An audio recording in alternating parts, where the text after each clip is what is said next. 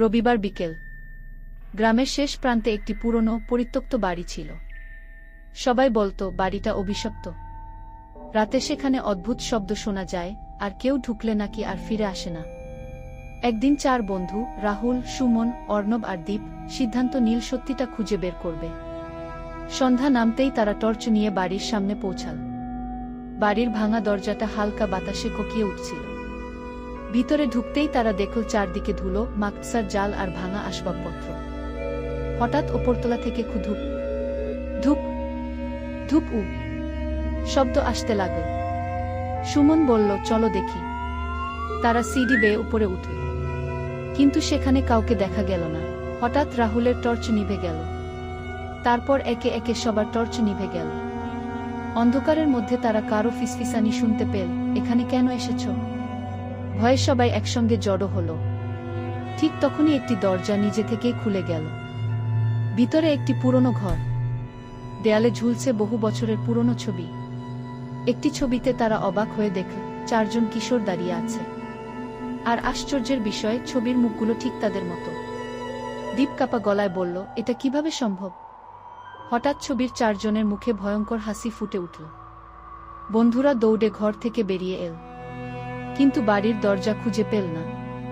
যেন বাড়ির ভেতরের পথ বদলে গেছে। তারা যতই বের হওয়ার চেষ্টা করল, ততই একই জায়গায় ফিরে আসতে লাগল। হঠাৎ অর্ণব চিৎকার করে উঠল।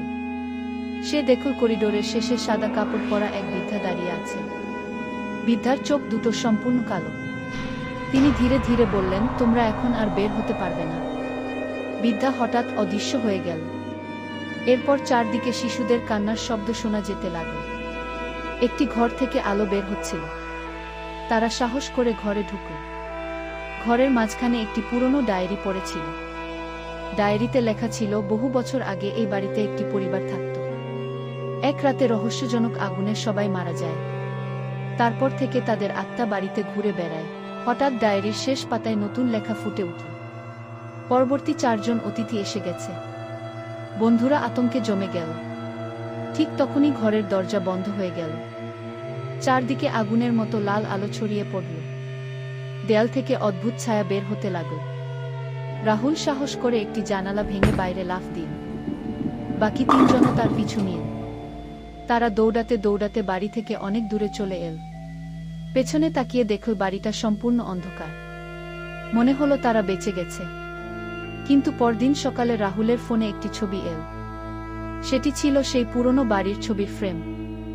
আর সেখানে 4 জন নতুন মুখ যোগ হয়েছে, রাহুল, সুমন, অর্ণব আর দীপ। ছবির নিচে লেখা ছিল,